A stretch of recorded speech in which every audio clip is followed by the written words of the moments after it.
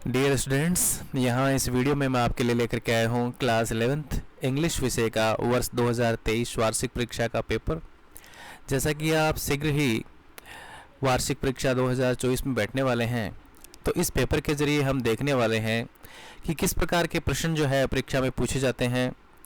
और मैं अपने शैक्षणिक अनुभव से आपको ये बताना चाहूँगा कि किस प्रकार से हम ज़्यादा से ज़्यादा अंक हासिल कर सकते हैं, किस प्रकार के प्रश्नों के उत्तर हमें लिखने चाहिए, कैसे उत्तर हमें देने चाहिए ताकि हमें मैक्सिमम मार्क्स जो है वो गेन हो सकें। इसी के साथ हम आपके लिए लेकर के आए हैं क्लास 11 क्वेश्चन बैंक 2024 एप्लीकेशन। आप प्ले स्टोर से इस एप्लीकेशन को डाउनलोड कर सकते हैं। इसका लिंक आपको जो है डिस्क्रिप्शन में मिल जाएगा। इस क्वेश्चन बैंक में आपको सभी प्रकार के जो क्वेश्चन बैंक हैं, विषय जो हैं, उन सभी विषयों के प्रश्नोत्तर आपको इसमें देखने को मिल जाएंगे, जो परीक्षा तैयारी के लिए आपके लिए महत्वपूर्ण रहेगा। ये प्रश्न बैंक राजस्थान का एकमात्र प्रश्न बैंक है जिसमें क्लास 11 के लिए पूरा मटेरियल जो है वो आपको दिया गया है। तो आप ज़रूर से लिंक को चेक करिएगा और एप्लीकेशन को इंस्टॉल कीजिएगा। आइए देखते हैं क्लास 11 इंग्लिश का पेपर वर्ष 2023। सबसे पहले तो जैसा कि आपको पता है कि हमारी ये परीक्षा जो है वो 100 मार्क्स की होती है, क्योंकि 70 मार्क्स के लिए हाफ ईयरली की परीक्षा हो जाती है और 10 मार्क्स के जो 3 टेस्ट हो जाते हैं, तो थर्ड टेस्ट तक हमारा 100 मार्क्स का पेपर हो जाता है और एनुअल एग्ज़ाम का जो पेपर है वो हमारा 100 मार्क्स का रहता है। सबसे पहले हम देखें तो रीडिंग सेक्शन के अंदर जो है वो 10 मार्क्स का अनसीन पैसेज यहाँ पर दिया गया है। इसके बाद सेकंड क्वेश्चन जो है वो भी अनसीन पैसेज है, ये भी 10 मार्क्स के लिए दिया गया है। एमसीक्यू टाइप क्वेश्चन यहाँ पर दिए गए हैं, टोटल 20 मार्क्स के लिए क्वेश्चन हो जाते हैं। इसके बाद सेक्शन बी में आपको जो है डिस्क्रिप्शन लिखना होता है, एक इवेंट का, एक घटना का, एक कार्यक्रम का जो पहले हो चुका है, या फेयरवेल पार्टी का आपके स्कूल में मान लीजिए हुआ, तो उसके आधार पर एक आपको इवेंट लिखना है, उसको बाद में डिटेल से देखेंगे। अथवा के अंदर चैन स्नैचिंग यानी चैन कोई छीन ले जाता है, झपट्टा मार ले जाता है, चोरी कर ले जाता है, तो उससे संबंधित एक डिस्क्रिप्शन है इवेंट का, वो आपको लिखना है यहाँ पर कि आप देखने क्या देखा, क्या हुआ। इसके बाद आपको जो है मैसेस गणेश ट्रेडर्स जो पुणे में हैं उनको रिक्वेस्ट करना है कि कंप्यूटर जो उनकी दुकान से ख़रीदा था वो ख़राब हो गया है, आप उसे रिप्लेस करिए। और इसके अथवा के अंदर जो क्वेश्चन दिया गया है वो है कि कलेक्टर को आपको शिकायत करनी है कि इलेक्ट्रिसिटी फेलियर यानी बार बार बिजली ख़राब हो रही है, उससे संबंधित फेलियर जो है वो आपको यहाँ बताना था। तो ये हमारे यहाँ 2 लेटर्स हो गए। पहले तो आपके यहाँ आए थे 2 इवेंट्स यानी 2 घटनाएं जो आपने देखी, एक फेयरवेल पार्टी का कार्यक्रम देखा, एक आपने घटना देखी कि चैन स्नैचिंग हुआ है। इसके बाद जो ऐसे पैराग्राफ राइटिंग है, निबंध मान लीजिए, क्लीन इंडिया मिशन पे पूछा गया। इसके बाद जो है अथवा में क्वेश्चन दिया गया morning prayer session in school, कि भाई मॉर्निंग प्रेयर सेशन जो है स्कूल में कैसा हो। इसके बाद सी सेक्शन में ग्रामर दी गई है। ग्रामर के अंदर जो है यहाँ पर आपसे पूछे गए हैं डेटरमिनर्स, डेटरमिनर्स के बाद में यानी an the, many, how, much वगैरह। यहाँ पर आपको करेक्ट फॉर्म ऑफ वर्ब्स पूछा गया है। दोस्तों, इसी वीडियो में अब मैं आपको बताऊंगा कि आप कैसे कोई भी प्रश्न सिर्फ 5 नियमों की सहायता से, यानी 5 रूल्स की सहायता से आप हर क्वेश्चन को सही कर पाएंगे। इसके बाद यहाँ पर मॉडल्स जो है वो यहाँ पर पूछे गए हैं। तत्पश्चात यहाँ पर टेक्स्ट बुक से हमारे यहाँ सीन पैसेज पूछा गया है, अथवा में दिया गया है सीन पैसेज और दूसरा पैसेज यहाँ दिया गया है। इसके बाद हमारे टेक्स्ट बुक से क्वेश्चन यहाँ पर पूछे गए हैं हॉर्नबिल और स्नैपशॉट से। यहाँ पर चाइल्डहुड पोएम से एक्सट्रैक्ट दिया है और एक्सट्रैक्ट से क्वेश्चन पूछे गए हैं। यहाँ पर लेबरडम टॉप जो है कविता से वापस से एक्सट्रैक्ट दिया गया है। यहाँ पर आप देख सकते हैं टोटल पोएम से जो है वो 6 मार्क्स के क्वेश्चन उन्होंने पूछे हैं। फिर वापस से यहाँ पर क्वेश्चन आए हैं और दोबारा क्वेश्चन पूछे गए हैं। तो कुल मिला के अगर देखा जाए यहाँ पर, तो अगर इसको हम देखें कि एनी टू इन्होंने पूछे हैं, तो 4 मार्क्स के ये क्वेश्चन रहे, 6 के ये 6, तो 6 6 12 है, 12 है और 4 हो गए 16 मार्क्स के क्वेश्चन यहाँ तक आ गए। फिर 4 मार्क्स का ये हो गया, तो 20 मार्क्स के क्वेश्चन हो गए। तो 20 मार्क्स के तो हमारे यहाँ पर क्वेश्चन जो है वो टेक्स्ट बुक से जो है वो क्वेश्चन यहाँ पर पूछे जा रहे हैं। बाकी ग्रामर है, पैसेज है, कंपोजिशन वगैरह है, ये सभी चीज़ें यहाँ पर दी गई हैं। तो आइए देखते हैं किस प्रकार से सॉल्व करें, किस प्रकार से पेपर जो है उसको देखें। अनसीन पैसेज में सबसे ज़्यादा प्रॉब्लम स्टूडेंट्स को होती है।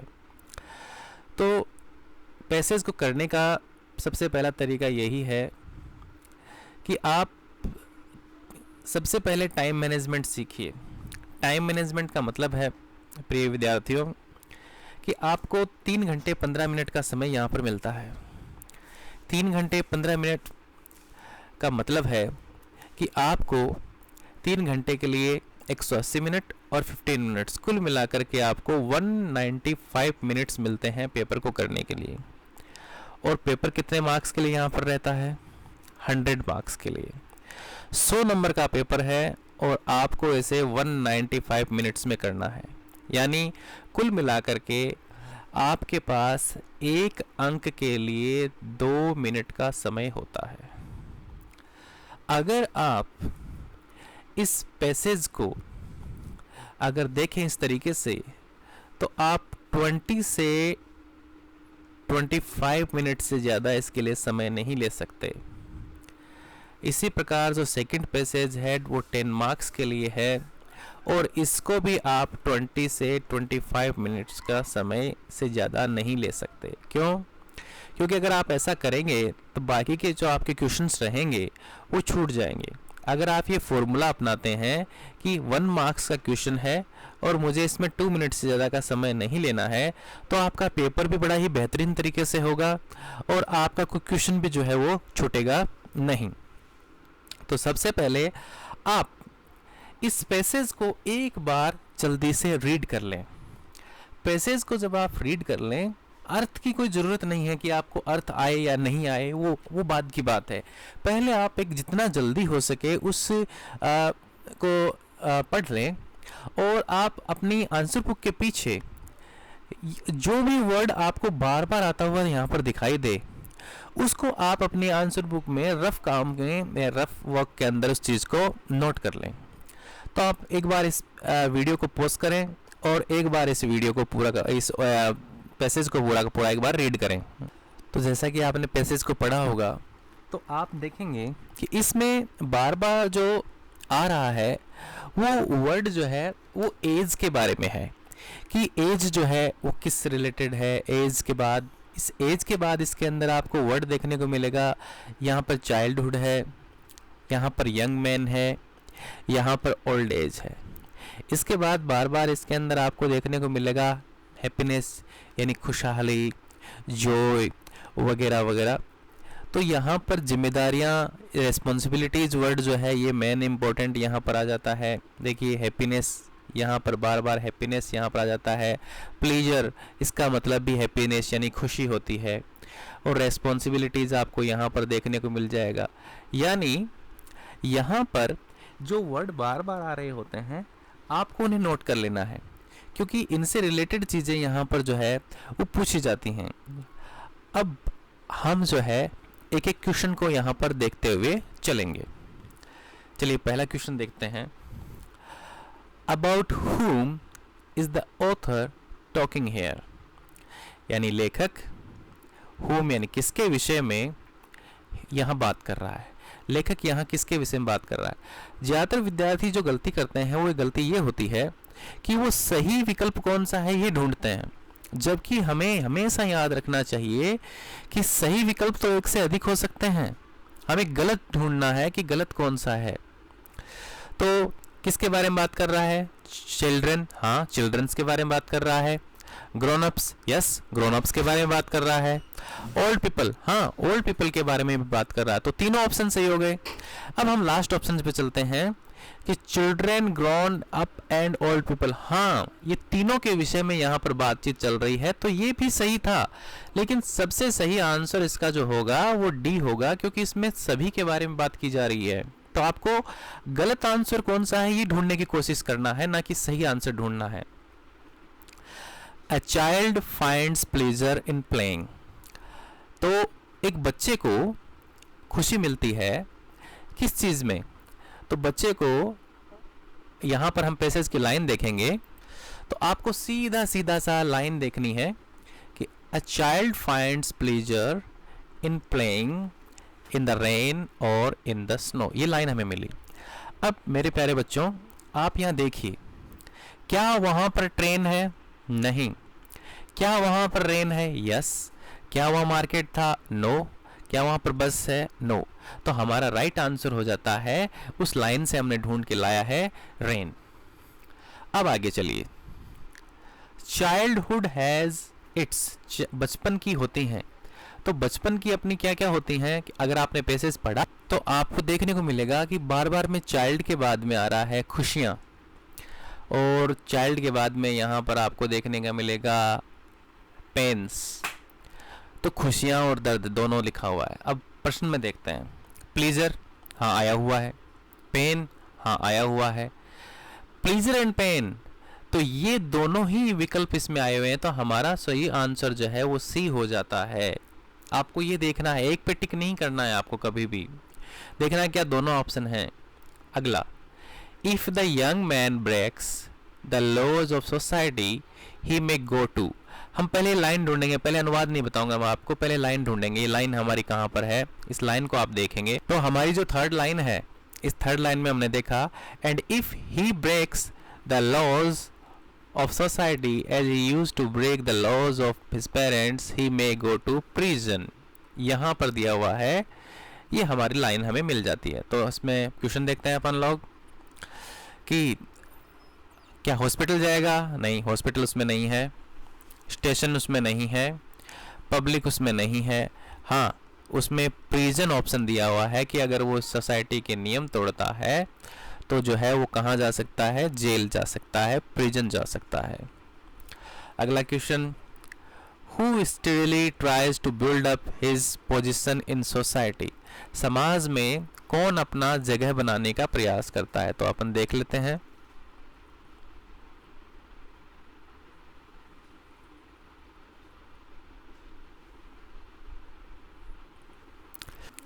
तो हमने देखा कि उसमें चाइल्डहुड है नहीं, ओल्ड एज नहीं, यंग एज, हाँ हमारा आंसर हो जाता है इसके अंदर यंग एज। सातवां क्वेश्चन पूछा है, the best title of this passage is. इस पैसेज का सबसे अच्छा टाइटल क्या हो सकता है? चाइल्डहुड भी है, एज भी है, हैप्पीनेस भी है। The best age to be, सबसे अच्छी एज। अगर आपने पैसेज पढ़ा है तो आप देखेंगे कि सारी एजेस की विशेषताएं इसमें बताई गई हैं, तो बेस्ट एजेस भी ये हमारा इसमें टाइटल होना चाहिए सबसे अच्छा। अगला question, old age has always been thought of. Old age को समझा जाता है, तो हम इस पैसेज के अंदर ओल्ड एज वाले में देखेंगे तो देखो पहली लाइन ही है, old age always has been thought of as the worst age. सबसे बुरी, वर्स्ट एज। तब आप देखिए यहाँ पर देखते हैं, द बेस्ट नहीं, बैड नहीं, वर्स्ट हाँ जी ये लिखा हुआ है, गुड नहीं, तो वहाँ पर ऑप्शन हमारा दिया हुआ है सी। अब एंटोनिम, दो आपको क्वेश्चन पूछे जाएंगे, एक तो सिमिलर यानी पर्यायवाची शब्द, और एंटोनिम यानी विलोम शब्द। Regress, regress. अब रीग्रेस वर्ड का हमें अर्थ पता नहीं है, लेकिन फिर भी हम ट्राई करेंगे इसके बारे में ढूंढने की। तो जैसे ग्रो, ग्रो यानी होता है उगना, प्रोग्रेस यानी होती है प्रगति, मार्वलस यानी होता है अद्भुत, चमत्कारिक, शानदार, और रिक्वेस्ट यानी प्रार्थना। तो आप देखेंगे इस वर्ड से जब आप इसे मिलाएंगे, प्रोग्रेस, प्रोग्रेस यानी प्रगति, और रिग्रेस यानी होता है अवनति। तो इससे हमें अंदाजा मिलता है कि यह हमारा हो सकता है। फिर the similar word for unusual, unusual यानी होती है असामान्य। एक्साइट, एक ऐसी चीज हो जो अपन को एक्साइट कर दे लेकिन डेंजर, उसमें खतरा भी हो, ऐसा आपको महसूस होता हो, जिसमें खतरा भी हो और एक्साइटमेंट भी मिले। बैटल, बैटल में एक्साइटमेंट और खतरे अलग तरीके से होते हैं। भूख नहीं, ट्रबल नहीं। तो हमारे पास जो बच जाता है वो पैसे से आया हुआ शब्द है एडवेंचर। एडवेंचर यानी होते हैं साहसिक कारनामे। तो बच्चों ये हमारा था। अब आप टाइम देख सकते हैं कि हमने इस पैसेज को जो है लगभग 20 मिनट्स में पूरा कर लिया है। तो सेकंड पैसेज हम यहाँ पर आप देखेंगे कि सेकंड पैसेज को हमने किस प्रकार से यहाँ पर सोल्व कर सकते हैं। तो सबसे पहले आप इस पैसेज को पढ़ लीजिए। जब इसकी बिगिनिंग ही वर्क से हो रही है तो संभवतः वर्क के बारे में होना चाहिए। देखिए आप, वर्क, वर्क। तो बार बार जो शब्द यहाँ पर यूज किए जाएं आप उन्हें नोट करते जाइएगा। Work, work. तो हर जगह आपको वर्क और वर्कर जो शब्द मिल रहा है, तो यानी ये पैसेज जो है हमारा काम के बारे में, वर्क के बारे में है। तो हमें ये इस बात को नोट कर लेना है। अब आप एक बार इस पैसेज को पढ़िएगा और पैसेज को पढ़ने के बाद हम इन बाकी के बचे हुए क्वेश्चंस को करेंगे। चलिए तो शुरू करते हैं। What according to the author is essential for man? एक इंसान के लिए जरूरी क्या है? अब पैसेज से हमें चीज लिखनी है। ऑप्शन है ऑक्सीजन, कार्बन डाइऑक्साइड, रेस्ट और वर्क। अगर आपने इस पैसेज को पढ़ा तो पहली लाइन ही लिखा है work is essential for man. एक इंसान के लिए क्या जरूरी है? काम करना जरूरी है। तो यहाँ पर इन्होंने एसेंशियल ये वर्ड हमें उसमें मिलता है और हमारा सही आंसर हो जाता है वर्क। अब दूसरा क्वेश्चन है वर्क बेनिसेस फ्रॉम लाइफ। अब ये वर्ड आपको पता होना चाहिए कि बेनिस का मतलब होता है नष्ट कर देता है, खत्म कर देता है, समाप्त कर देता है। काम इंसान की जिंदगी से क्या खत्म कर देता है? पुअर्टी यानी गरीबी, हैप्पीनेस यानी खुशी, प्रोस्पेरिटी का मतलब होता है समृद्धि, धन धान्य, प्रोग्रेस यानी उन्नति। तो अगर हम इसे ना भी देखें तो भी हम बता सकते हैं कि काम इंसान की जिंदगी से क्या खत्म कर देता है? पुअर्टी को, गरीबी को जो है वो खत्म कर देता। कहाँ, कौन सी लाइन में दिया हुआ है ये? तो it banishes vice and poverty from life. आप देखेंगे कि इसमें वर्ड दिया हुआ है पुअर्टी और ये बेनिश वर्ब वहां पर दी हुई है। तो हमारा ऑप्शन हो गया poverty. What according to the author is death. लेखक के अनुसार मौत किसे कहते हैं? आइडलनेस, आलस को, काम को, वाइस, पूर्वाग्रह को, पुअर्टी, गरीबी को। तो हमें यहाँ इनमें से ढूंढना है कि आलस, काम, मक्कारिता, धूर्तता, गरीबी, इन सभी में से मौत किसे कहा गया है यहाँ पर। तो पैसेज की लाइन हम देखते हैं तो यहाँ पर लिखा हुआ है साफ साफ आइडलनेस इज डेथ। तो हमारा ऑप्शन हो जाता है डेथ, ऑप्शन हो जाता है हमारा idleness. According to Tagore who is the path maker. Tagore के अनुसार पाथ मेकर कौन है? Worker, god, Gandhi ji, worshipper. तो अब हम यहाँ पर पैसेज के अंदर इस लाइन को सर्च करते हैं। आगे लिखता हुआ है Tagore says God is the tiller of the hard ground and the path maker. तो यहाँ हमारा दिया हुआ है। तो हमारा यहाँ पर लाइन के अंदर हमें साफ साफ मिल गया पाथ मेकर। तो पाथ मेकर कौन है? God is the God. तो हमारा आंसर हो गया गॉड। अगला क्वेश्चन देखेंगे हम। Who says that there is perennial nobleness and sacredness in work. पवित्रता काम में है, ये बात किसने कही? तो हम इन शब्दों को यहाँ पर ढूंढने की कोशिश करेंगे, नोबलनेस एंड सेक्रेडनेस। तो आप ऊपर आइए। हमें यहाँ पर देखने को मिल रहा है कि ये वर्ड हमें इस तरीके से मिल गए हैं। तो हम ढूंढने की कोशिश करेंगे फॉर कार्लाइल। इस लाइन में हमें मिल रहा है कार्लाइल। तो क्या हमारे क्वेश्चन के आंसर में है कार्लाइल? यस। तो हमारा आंसर हो गया Carlyle. The best form of worship is to work and serve others according to. ये लाइन किसने कही है? हमें ये आंसर वहां पर तलाश करना है। तो आइए देखते हैं। The best form of worship according to Gurudev is to work and serve others. तो ये बात किसने कही है? आप देखिए, ये नाम है क्योंकि कैपिटल से शुरू हो रहा है, गुरुदेव रविंद्रनाथ टैगोर। तो यहाँ पर देखिए ऑप्शन सी है हमारा, गुरु Rabindranath Tagore. What do young man and women prefer? Young man और वुमेन क्या ज़्यादा पसंद करते हैं, किस चीज़ को ज़्यादा तवज्जो वो लोग देते हैं? तो अब आप देखिए, मोस्ट ऑफ देम प्रीफर, ये वर्ड मिला हमें prefer, white collar jobs to manual works. उन्हें वाइट कॉलर जॉब्स पसंद है। तो हमारा आंसर देखिए, वाइट कॉलर जॉब्स, ये आंसर हो गया हमारा। Who earns his livelihood by sweet of his brow? ये कौन आदमी जो है पसीना बहा करके मेहनत करके अपना पैसा कमाता है, अपनी आजीविका कमाता है? ये लाइन हम ढूंढने की कोशिश करेंगे। तो worker who earns his livelihood by sweet of his brow, साफ साफ लिखा हुआ है वर्कर। तो हम यहाँ पर देख लेते हैं कि कहाँ लिखा हुआ है, वर्कर, ये हमारा आंसर हो गया। अब choose the passage from the following opposite of poverty. गरीबी का उल्टा हमें ढूंढना है। तो गरीबी और अमीरी, समृद्धि, तो आप समृद्धि का वर्ड का अगर जानते हैं तो प्रोस्पेरिटी, पॉवर्टी, प्रोस्पेरिटी, समृद्धि, यहाँ पर वर्ड आ गया। अब इन्होंने पूछा है कि समान शब्द बताइए बीमारी का। तो बीमारी का देखिए, लाइवलीहुड यानी क्या होता है? आजीविका, कमाना, प्रोस्पेरिटी, समृद्धि, वर्शिप, पूजा पाठ, बच गया क्या? मेलेडीज। तो मेलेडीज जो वर्ड है वो हमारा यहाँ पर बीमारी का है। तो कुल मिलाकर के ये हमारे हो गए 20 मार्क्स क्वेश्चन। और हमें ये, मुझे यकीन है कि हमने ये 40 मिनट से पहले कर लिया है। इसका मतलब हम समय से पहले चल रहे हैं। अगर 40 से 45 मिनट भी आप इसमें लगा लिया है आपने, तो आपका कोई नुकसान नहीं हो रहा है। 45 मिनट तक भी आप यहाँ पर सेफ हैं, बहुत ही अच्छा कर रहे हैं। आपको ये करना है। इसके बाद दिए गए इन क्वेश्चंस को हम बाद में देखेंगे। सबसे पहले हम ग्रामर में चलते हैं, जहाँ पर सबसे ज़्यादा बच्चों को परेशानी आती है। तो ये ग्रामर का सेक्शन है।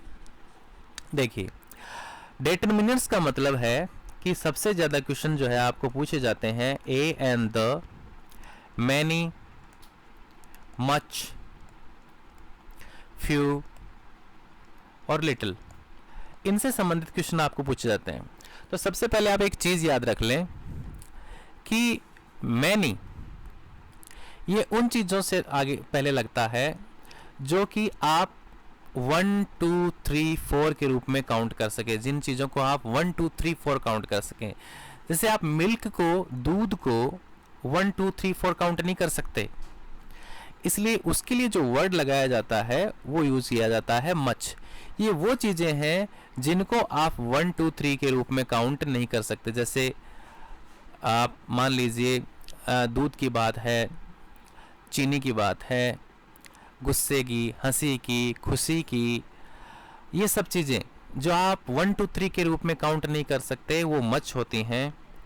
और जिनको आप 1 2 3 के रूप में काउंट कर सकते हो वो मैनी होती हैं। जब इसका अर्थ हो बहुत ज़्यादा के अर्थ में, बहुत सारा, बहुत सारे, अगर जैसे विद्यार्थी हैं तो मैनी आएगा, बहुत सारा धन आएगा तो हाउ मच मनी आएगा। इसी के जैसा है हमारे पास, एक है फ्यू, एक है लिटिल। जब हमें कम बताना हो कि कुछ ही या कम, तो जो चीज़ आप गिन सकते हो वो आती है फ्यू के रूप में, और जो चीज़ आप नहीं गिन सकते हो 1 2 3 4, वो आता है लिटिल के रूप में। सम का प्रयोग हमेशा गिनने और नहीं गिनने जाने वाली सभी चीज़ों के लिए होता है, पॉजिटिव रूप में, पॉजिटिव वे के अंदर इनका यूज़ किया जाता है। और जब वाक्य नेगेटिव होता है, नोट उसमें आता है, तो एनी का प्रयोग वहाँ पर किया जाता है। अगर आपको डिटेल में ये सब समझने हैं आप कमेंट कर दीजिए, मैं इसके लिए अलग से एक वीडियो बना देता हूँ। चलिए देखते हैं, सुटेबल डिटरमिनर्स यहाँ पर भरने हैं। सी टुक ऑफ, उसने उतारा कोट, उसने उतारा कोट। अब यहाँ पर है ए, एन और दी। आप पता है कि ए और एन का जो यूज है वो कहाँ किया जाता है? जो नाउन जो रिक्त स्थान से बाद में तुरंत बाद में आने वाला शब्द है वो पहले तो सिंगुलर यानी एक वचन होना चाहिए।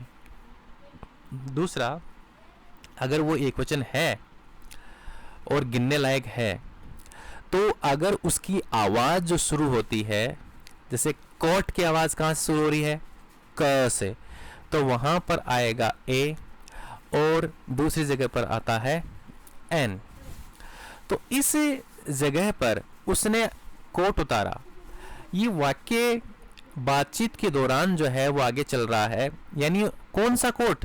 जो उसने पहन रखा है उस कोट की बात चल रही है, यानी निश्चित कोट है, तो यहाँ पर द का यूज किया जाएगा। अगर आप ए का यूज भी करते हैं क्योंकि सेंटेंस हमारे पास पूरा नहीं है तो भी इसे सही माना जाएगा, लेकिन यहाँ पर हमें द भरना चाहिए। अब यहाँ दूसरा है there was traffic on the road. सड़क पर ट्रैफिक था। अब एक ट्रैफिक दो ट्रैफिक कभी भी नहीं होता है, तो पहला ऑप्शन हमें यहाँ पर मच दिया है, माफ कीजिए आपको दिखाई नहीं दे रहा ये पेपर, मच, और दूसरा जो है मैनी दिया हुआ है। तो अभी मैंने आपको बताया कि मैनी जब आप 1 2 3 4 गिन सकते हो तो मैनी आता है, जब आप नहीं गिन सकते हो तो वहाँ पर मच आता है। तो ट्रैफिक जो होता है, सड़क पे जो यातायात बहुत ज़्यादा होता है, तो वहाँ पर आप उसे गिन नहीं सकते, एक यातायात दो यातायात, तो आप उसे मच लिखते हैं। अब आगे देखते हैं। सी इज़ MA इन इंग्लिश, तो वह इसके बाद अगर हम देख रहे थे सी इज़ MA इन इंग्लिश। अब आप इस वर्ड को पढ़िए, जैसे मान लीजिए मैं यहाँ पर एक एग्जाम्पल के रखता हूँ, इसे पढ़िए क्या लिखा हुआ है, MLA। इसकी बिगिनिंग किस चीज़ से हुई है बोलने में? ए से, और ए स्वर होता है तो वहाँ पर एन आएगा। इसी प्रकार से यहाँ क्या है, MA, तो यहाँ पर भी स्वर की शुरुआत हो रही है, एन आएगा। जैसे HOUR, ये लिखा हुआ तो H है लेकिन इसे आवर पढ़ते हैं, आवर, इससे पहले भी एन का यूज किया जाता है। इसके बाद है कैन यू गिव मी, क्या तुम मुझे दे सकते हो थोड़ी और ज़्यादा सूचना? तो मैनी और सम, एक सूचना दो सूचना तीन सूचनाएं नहीं होती हैं, कुछ सूचनाएं होती हैं। तो कुछ सूचना गिनने और नहीं गिनने वाले के रूप में यहाँ पर सम का यूज किया जाता है। इसके बाद there are 6 pen in my bag, मेरे बैग में 6 पेन हैं, 1 इज न्यू। तो ईच और एवरी का यूज क्या है कि जब आपको पता हो संख्या तब ईच का प्रयोग करते हैं, और जब आपको संख्या का पूरा पता नहीं हो, सभी बोल रहे हो आप, तो एवरी का यूज करते हैं। तो जब 6 ही बता दिया है तो हमें संख्या का पता है, तो इसलिए हम यहाँ पर यूज करने वाले हैं ईच। अगला प्रश्न है people live up to 100 years, लोग 100 साल जीते हैं। यहाँ पर हमें दिया है फ्यू, ए फ्यू और द फ्यू। देखिए बच्चों, फ्यू का मतलब होता है लगभग कोई नहीं, लगभग कोई नहीं। ए फ्यू का मतलब होता है कुछ, और द फ्यू का मतलब होता है वो कुछ, यानी खास कुछ। तो यहाँ पर 100 साल तक कुछ लोग तो जिंदा रहते ही हैं, तो यहाँ पर आपके लिए आएगा ए फ्यू। दोस्तों मैं फिर बताना चाहता हूँ, अगर आपको डिटरमिनर्स का वीडियो अलग से चाहिए तो आप मुझे बता दीजिए, मैं आपको पूरे रूल्स 20-25 मिनट के वीडियो में बना करके दे देता हूँ, ताकि आपको समझने में आसानी होगी और आप आसानी से कर पाओगे। इसके बाद है देयर इज़ मिल्क। अब मिल्क काउंट नहीं होता है, आपको मैंने बताया था अभी, दूध काउंट नहीं हो सकता। तो मैनी तो काउंट करने वालों क्या आता है, और मच आता है जो काउंट नहीं हो सकते। तो यहाँ पर क्या आ जाएगा, मच का यूज कर दिया जाएगा। अगला करेक्ट फॉर्म ऑफ वर्ब से है। करेक्ट फॉर्म ऑफ वर्ब्स बहुत ही आसान होते हैं, अगर आपको हार्ड लगते हैं तो मैं आपको ये समझा सकता हूँ, आप सिर्फ कमेंट कर दीजिए। देखिए पहला वाक्य जो है उसका वर्ड येट है, कैसे मैं बताता हूँ आपको। दूसरा इसके अंदर है नाउअडेज, यहाँ पर लिखा हुआ है यस्टरडे, और इसके लिए जो है आया है इफ। अब कैसे? तो बेटा बच्चों पहला रूल जो है वो ये है कि कुछ वर्ड होते हैं just, yet, already, up now, so far, recently. यानी ये जो वर्ड है just, yet, already, up to now, so far, recently, ये वर्ड जहाँ भी यूज़ किए जाते हैं वहाँ प्रेजेंट परफेक्ट टेंस होता है, यानी हैज़ या हैव के साथ थर्ड फॉर्म आती है। हैज़ या हैव के साथ में थर्ड फॉर्म आती है इन शब्दों के साथ। तो सर यहाँ पर तो हैज़ प्लस थर्ड फॉर्म है और यहाँ हैव प्लस थर्ड फॉर्म है। इन दोनों को एक बार रख लेते हैं, बाकी वॉज नहीं आएगा और वर नहीं आएगा। अब थर्ड पर्सन सिंगुलर होता है बच्चों ही, सी और इट। ही, सी और इट के साथ तो आता है हैज़ और बाकी सभी के साथ आता है हैव। तो यहाँ क्या है आई, तो आई के साथ आ जाएगा हैव और यहाँ आ जाएगा फिनिश्ड। अब कई बार बच्चे आप क्या करते हो कि एग्ज़ाम में सारे के सारे क्वेश्चंस उतारते हो, फिर ऑप्शन उतारते हो, फिर लिखते हो, इतना समय आप बर्बाद कर देते हो। तो आपको करना क्या है, क्वेश्चन नंबर 7 लगा करके 1 लगा करके ऑप्शन बी और ये ऑप्शन बी का आंसर लिखना है, सिर्फ इतना करना है आपको। दूसरा जो सेंटेंस है कि रोज गुलाब जो है, एक गुलाब की बात चल रही है, मीठी सुगंध वाला होता है। गुलाब मीठी सुगंध वाला होता है। तो जब प्रेजेंट टेंस, जो चीज़ें हमेशा सच्ची होती हैं वो प्रेजेंट टेंस में आती हैं, एक वचन के साथ में यानी ही, सी, इट के साथ में आपको ऐसे एस लगाना है। तो अब आप देख लीजिए, स्मेल्स सुगंध देता है, ये एक वचन गुलाब एक है, तो यहाँ पर आंसर सही हो जाएगा हमारा ए। अब इसके बाद रूल है स्टिल, STILL, स्टिल। फिर उसके बाद at this time, at this moment, still, at this time, at this moment और नाउअडेज। और संबोधन का चिन्ह जहाँ पर होता है, संबोधन का ये चिन्ह जहाँ लगा हुआ होता है वहाँ इज़ारएम प्लस ING का यूज़ किया जाता है। तो देखो बच्चों, वाज नहीं आएगा, वर नहीं आएगा, अब 2 बच गए, इज और आर। तो ही, सी, इट, अभी हमने बात करा एक वचन होते हैं, तो एक वचन के लिए आता है इज, हमारा आंसर हो गया इज सही। अगला हम देखते हैं, यहाँ वर्ड दिया हुआ है ओफन, OFTEN, ओफन यानी होता है प्राय।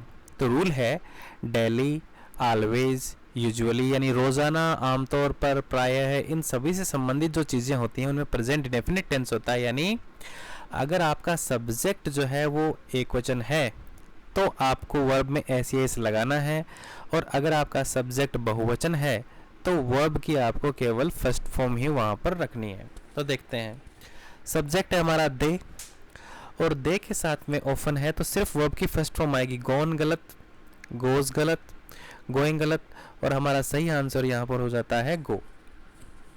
इसके बाद अगला जो दिया हुआ है हमारे पास, ये आ गया यस्टरडे, स्पेलिंग गलत है, यस्टरडे। तो I some dresses yesterday, yesterday, before, ago, last के साथ टाइम, ये सभी चीज़ें जहाँ आती हैं वहाँ सेकंड फॉर्म यूज़ करनी है। तो बाई गलत है, बाइस गलत है, बोट सेकंड फॉर्म है, बाइंग गलत है, तो हमारा आंसर हो गया बोट। अभी एक रूल है बहुत ही महत्वपूर्ण, इफ से शुरू होने वाला, आपको यहाँ मैं समझा देता हूँ। इफ के साथ में, जैसे यहाँ देखिए आप, इफ, इस इफ के साथ में अगर फर्स्ट फॉर्म आती है तो आपको विल प्लस फर्स्ट फॉर्म भरनी है खालिस्तान में। इफ के साथ सेकंड फॉर्म आती है तो आपको वुड प्लस फर्स्ट फॉर्म भरनी है, और इफ के साथ हैड प्लस थर्ड फॉर्म आती है तो आपको would have plus third form भरनी है। तो देख लिए, इफ के साथ में आई है फर्स्ट फॉर्म तो आपको भरनी है यहाँ पर विल प्लस फर्स्ट फॉर्म, तो विल प्लस फर्स्ट फॉर्म है, हमारा आंसर हो गया ए। अब आ जाते हैं हमारे मॉडल्स, तो मॉडल्स को हम यहाँ पर देख लेते हैं। पहला है हमारा सेंटेंस है, वो है the train is late, the train is late, train late है, इस वजह से तुम ट्रेन को जो है मिस कर सकते हो, मे या माइट। तो मे जो होता है वो मे का यूज़ किया जाता है जहाँ पर संभावना हो, जहाँ पॉसिबिलिटी हो, और जहाँ पर संभावना बहुत ही ज़्यादा विपरीत परिस्थितियों में हो या फिर नहीं हो, ऐसा हो नहीं सकता। सामान्यतः अगर जो चीज़ नहीं होती है वहाँ पर माइट का यूज़ करते हैं। तो जब ट्रेन लेट ही हो चुकी है तो फिर आप उसे मिस करेंगे, ऐसा तो हो ही नहीं सकता। ट्रेन लेट है, आप उसे मिस करेंगे तो ये होना संभावित नहीं है, ऐसा होना नहीं चाहिए, तो यू माइट मिस इट, यहाँ पे माइट। फिर आया है he swim well in his childhood. Childhood का मतलब आप सभी जानते हैं कि बचपन। वह अपने बचपन में जब किसी व्यक्ति की कोई एबिलिटी, कोई योग्यता होती है तो वहाँ पर कैन का यूज़ किया जाता है, बट जब वो पास्ट टेंस में होती है तो वहाँ पर कुड का यूज़ किया जाता है। तो कैन तो तब होता जब वो आज के ज़माने में जो है तैर सकता है, लेकिन वो बचपन में तैर सकता था, इसलिए यहाँ पर आंसर हो जाएगा हमारा कुड। जब भी कोई किसी से रिक्वेस्ट करता है, पोलाइटली रिक्वेस्ट करता है, हेल्प वगैरह मांगता है, तो वहाँ पर सीधा सा रूल है कि वुड का यूज़ किया जाता है। आगे देखिए, सी हैज़ 5 कार्स, उसके पास 5 कारें हैं, इसलिए रिच वुमन, वो एक अमीर महिला। तो मस्ट या में, मस्ट यानी होता है बिल्कुल ज़रूरी है, हो निश्चित रूप से, और में यानी संभावना। जिसके पास 5 कारें होंगी वो निश्चित रूप से क्या होगी, अमीर महिला होगी, तो यहाँ पर मस्ट का यूज़ किया जाएगा। Mohan is an old man, Mohan एक बूढ़ा आदमी है, but he go for a long walk, लेकिन फिर भी वो आदमी चल सकता है बड़ी दूरी तक, लंबी दूरी तक। ये चीज़ जो है, ये चीज़ संभावना नहीं है, ये विपरीत परिस्थितियों में संभावना है, क्योंकि ऐसा होना नहीं चाहिए। मोस्ट लाइकली ऐसा नहीं होता है, बूढ़ा आदमी जो है वो लंबी दूरी तक नहीं चलता है। तो ही माइट, ये रिमोट केस है, एक ऐसा बहुत ही अनोखा केस है, इसलिए माइट का यूज़ यहाँ पर किया जाएगा, ये सामान्य संभावना नहीं है। देखिए फिर से आ गया, इफ़ यू पास, अगर आप पास होते हो, तो अभी मैंने आपको समझाया था यहाँ पर इफ़ का रूल। इफ़ यू पास, तो यहाँ पर निश्चित रूप से क्या आएगा, विल आएगा। इफ़ के साथ फर्स्ट फॉर्म आती है तो विल आएगा। यू सी हिम टुमारो, तुम कल उससे मिल सकते हो और मिलना चाहिए। अब देखिए प्यारे बच्चों, इसमें दोनों मॉडल सही हैं, हमें सेंटेंस का आगे पता नहीं है, ना तो पहले का पता है ना ही आगे का पता है। कि अगर आप किसी से परमिशन मांग रहे हो तो आपको वो कह सकता है कि हाँ जी तुम मुझसे मिल सकते हो, और अगर आपको कोई सलाह दे रहा है कि तुम मुझसे मिले नहीं यार, कितने दिन हो गए आपको, और आपको मिलना चाहिए, तो यहाँ पर शुड। तो ये दोनों ही जो ऑप्शन है इन्होंने बिल्कुल समान दे दिए हैं। तो अगर आपने दोनों लिखे हैं तो यहाँ पर 100% इन्हें चैलेंज नहीं कर सकता, दोनों ही यहाँ पर यूज किए जाएंगे। तो प्यारे विद्यार्थियों, आगे जो है यहाँ पर टेक्स्ट बुक के पेसेज दिए गए हैं। टेक्स्ट बुक जो पेसेज दिए जाते हैं, ज़्यादातर संभावना ये होती है कि आप किसी एक लाइन में उनके आंसर नहीं मिलते हैं, आपको अर्थ को समझ के उनके उत्तर जो है वो लिखने होते हैं। लेकिन फिर भी जो बेस्ट आंसर है मैं आपको समझाने की कोशिश करूँगा कि कैसे आप इनको कर सकते हैं। तो देखते हैं, read the passage carefully and answer the following questions, कि पैसेज को पढ़ के आंसर करना है। तो आप पैसेज को एक बार जो है रफली पढ़ लीजिए पूरा। इसके बाद पहला क्वेश्चन हम देखते हैं, how did Mughal emperor in Delhi became a puppet of Peshwa, कि हाउ यानी कैसे मुगल एम्परर, जो मुगल बादशाह थे वो दिल्ली के, वो पेशवाओं के पपेट यानी कठपुतली कैसे बन गए। तो साफ साफ यहाँ हमारे को दिया हुआ है, फॉर पॉलिटिकल रीजंस। देखिए, the political reasons the Peshwa kept the puppet Mughal regime alive in Delhi in 19th century। तो आप करने का क्वेश्चन का तरीका यही है कि जो ऐसे क्वेश्चन आते हैं आप यहाँ से आंसर बना लीजिए। पहले आप हाउ को और डिड को डिलीट कर दीजिए, अपने क्वेश्चन पेपर में आपको नहीं करना है। ऐसे आपको करना है कि the Mughal emperor in Delhi become की सेकंड फॉर्म हो जाएगी became. The Mughal emperor in Delhi became puppet of Peshwas, और फिर हमारा क्या बच गया, फॉर पॉलिटिकल रीजंस। तो इस क्वेश्चन मार्क को हटा करके आगे आप ये आंसर लिख दीजिए और आपका फुल स्टॉप लगा दीजिए। ये पूरा हो गया, क्योंकि हमें ये वापस नहीं लिखना है क्योंकि ये तो क्वेश्चन में दिया हुआ है। दूसरा देखिए, what were the de facto rulers from Pune astute enough to recognize the importance in 19th century? कि सच तथ्य, यहाँ पर कुछ वर्ड दिए हुए हैं, सत्य, असली, पुणे, एस्ट्यूट का मतलब होता है चालाक, धूर्त। तो पुणे के जो रूलर थे वो चालाक थे। किस चीज में चालाक थे, किस चीज का महत्व उन्होंने जान लिया था? तो देखिए, were astute enough to recognize the importance of the technological age dawning in Europe। यह है यूरोप। तो यहाँ क्या करोगे आप, वाट को आपने काट दिया, the de facto rulers from Pune were, यहाँ पर लगेगा were astute enough to recognize the importance, किस चीज का importance, of the technological age dawning in 19th century। तीसरा, what did the Marathas do for the progress of technology in India? Technology की progress के लिए इन्होंने क्या किया? तो चलिए, वाट को काट दिया, डिड को काट दिया। द मराठाज, कभी भी आपको डू नहीं लिखना है, डू की जगह में जो चीज हुई है वो लिखना है। द मराठाज, देखिए यहां से शुरू हो रहा है दे, सेटअप। तो दे किसके लिए आया है, ये मराठाओं के लिए आया है। तो they set up their own centre for science and technology. ये हमारा उत्तर हो जाएगा। क्या किया उन्होंने, साइंस और टेक्नोलॉजी के सेंटर स्थापित किए। ये आपको कहाँ लिखना है, the Marathas set up centre for science and technology for the progress of technology in India. ये आपका बिल्कुल आंसर सही हो जाएगा। आगे देखिए, what changes in India were inspired by the west इन 20th सेंचुरी, कि भाई कौन सी चेंज उसके अंदर इंस्पायर हुए। तो आपको लिखना है, इंडिया वाज इंस्पायर्ड बाय, किस चीज से, तो यहाँ लिखा हुआ है 20th century brought the further changes inspired by the west. तो ये लाइन इसका उत्तर नहीं है, आगे दिया हुआ है, India moved towards a democracy.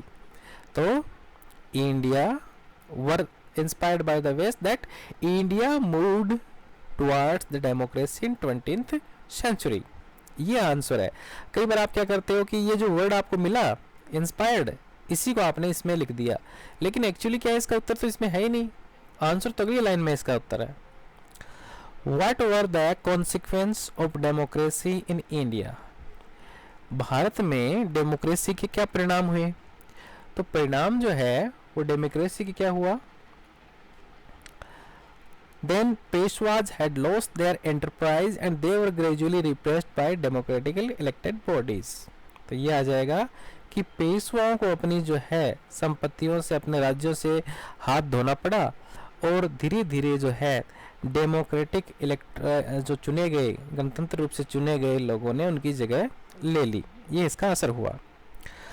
अगला है रियल का, इसमें कौन सा शब्द यहाँ पर दिया हुआ है, रियल्स यानी वास्तविक।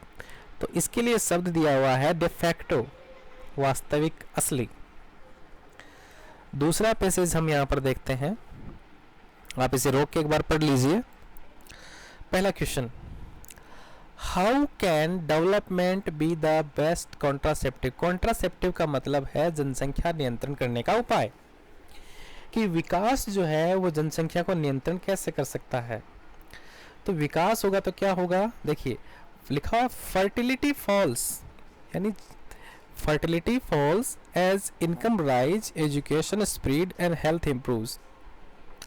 तो जैसे जैसे आपकी इनकम बढ़ती है, एजुकेशन बढ़ती है, आपका स्वास्थ्य सुधरता है, तो वो जनसंख्या जो है वो अपने आप नियंत्रण हो जाती है।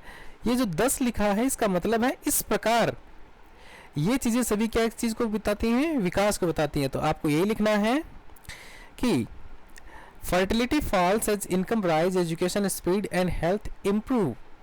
तो 10 development is the best contraceptive. ये पूरा का पूरा यहाँ से यहाँ तक का इसका आंसर हो गया। दूसरा, what does more children mean, ज़्यादा बच्चों का क्या मतलब है। तो देखिए साफ साफ एक लाइन लिखी हुई है, तो आप क्या करोगे, व्हाट काट दिया, डज काट दिया। मोर चिल्ड्रन मीन, तो देखिए मोर चिल्ड्रन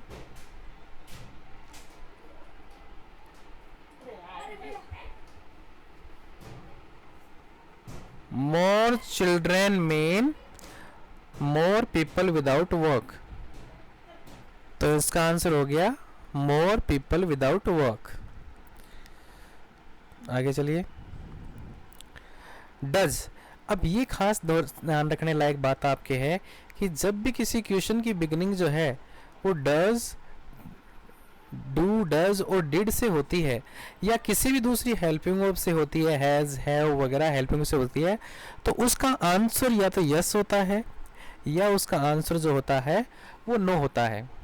तो does the writer favour the idea of forced sterilisation, यानी बाध्य करना, एक तरीके से नसबंदी या फिर परिवार नियोजन हेतु किसी को बाध्य करना, क्या इसके पक्ष में है लेखक।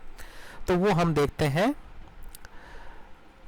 कि वॉलंटियर फैमिली प्लानिंग करनी है।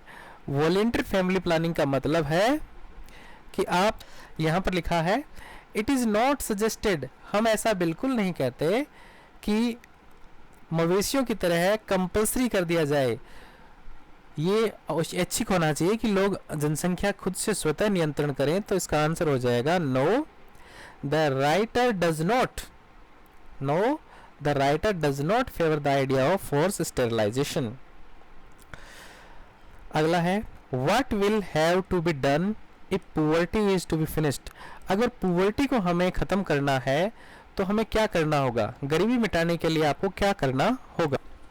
तो यहाँ लिखा हुआ है the people would die in their hungry hutments unless, कि लोग झोंपड़ियों में गरीबी में मर जाएंगे यदि population control is given top most priority, अगर जनसंख्या नियंत्रण नहीं किया गया तो लोग जो है अपनी झोंपड़ियों में ही मर जाएंगे, भूखे मर जाएंगे।